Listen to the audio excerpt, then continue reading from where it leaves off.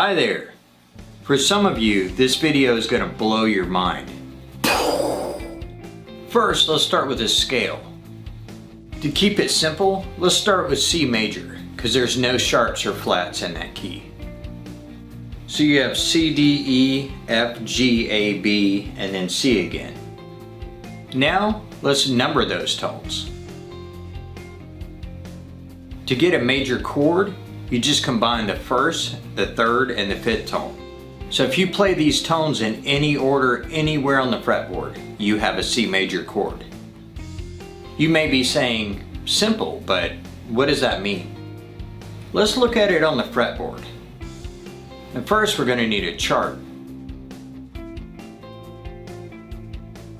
Not that kind of chart. That's better. Now let's add the notes on the guitar. That's a lot of notes. Let's only list the C major scale notes. Okay, that's a little better, but what does it mean? I'm glad you asked. We're talking C major, so let's play that scale. With this kind of chart, we go from left to right and from lowest note to highest note. Also, for good form, let's use one finger per fret. So first fret, first finger, second fret, second finger, third fret, third finger. Blah, blah, blah. Okay, we'll start with the fifth string, third fret, third finger. And let's run this thing.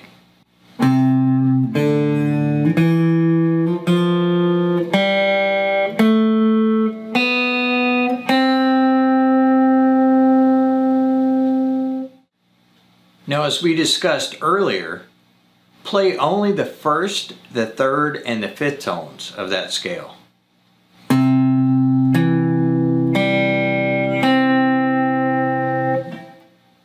You just played a C major cowboy chord. Yeehaw! What was that you said?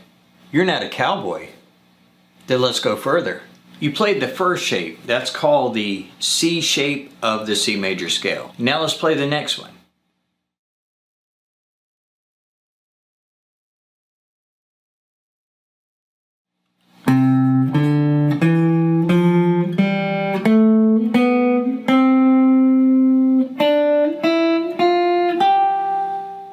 Now let's group the first, the third, and the fifth tones.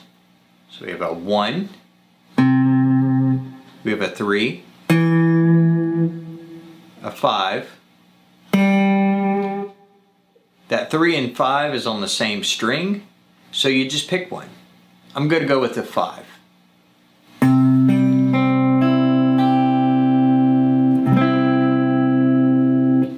And there you go, another C chord shape. A little bonus side note, this is also called the A shape of C major, because if you slide it back, it looks like an A chord. But we're in C, so we'll stick with that. And now let's try the next shape. This one's a little bit more challenging, but it offers a whole lot. So there's that.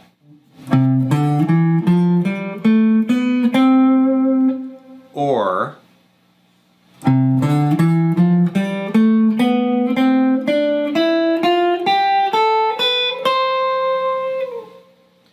same thing, let's group those first, third, and fifth tones.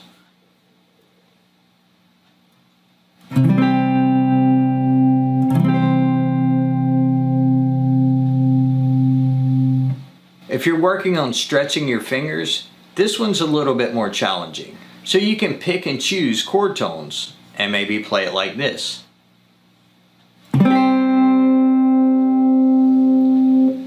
You may be thinking, this is what bands like U2 use, and you'd be right.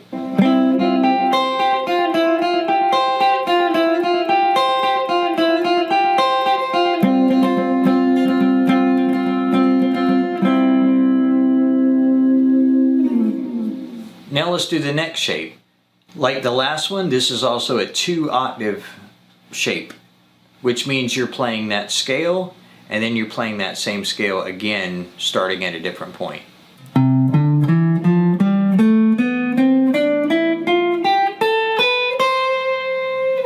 And if you're an overachiever, 3-note per string person, you can try it like this.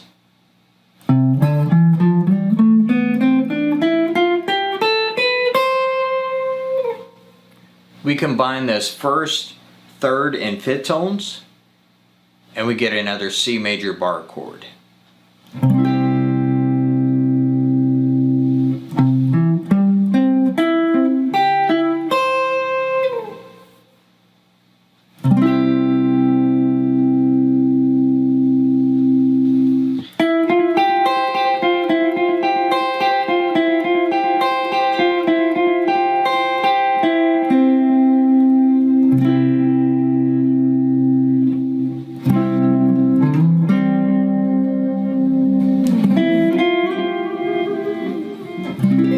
Now, as James Brown said, let's move on up.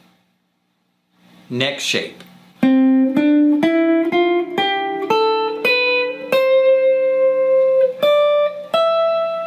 Same thing, combine those first, third, and fifth shapes.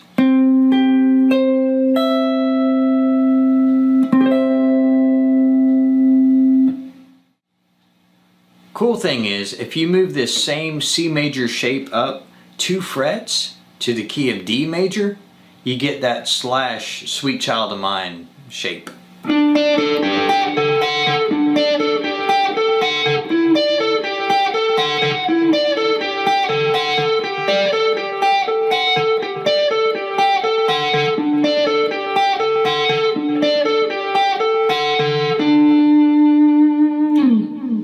But we started with C major, so let's stick with C major. And this next shape is the same exact shape as we started with.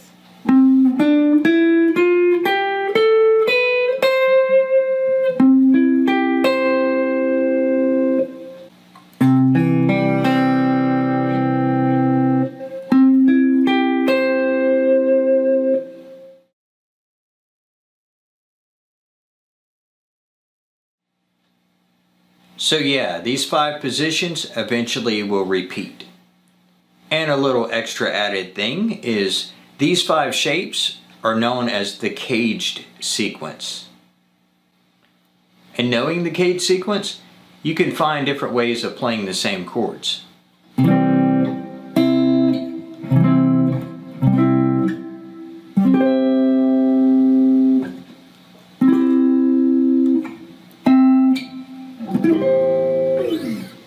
And you can find different ways of playing lead ideas. Pretty cool, huh? A bonus thing hidden inside this entire C major scale is your entire C major chord progression.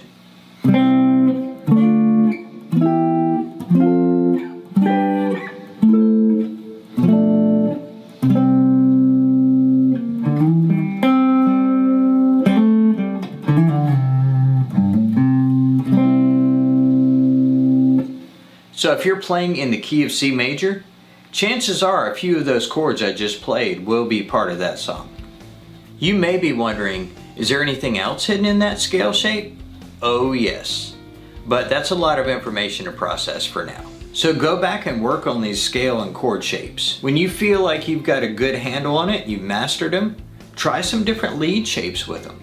And yes, this is only one key in 12 different keys. To change keys, you simply move the root note to whatever key you're after, and you play this entire shape. If you really dig into this lesson will simplify so much while opening up so much. And like most things in life, the more you put into it, the more you'll get out of it. If this video was helpful, please hit like and subscribe. And if you have any questions or comments, feel free to leave those below. And that's all I have for now. Thank you for watching, and we'll see you in the next video.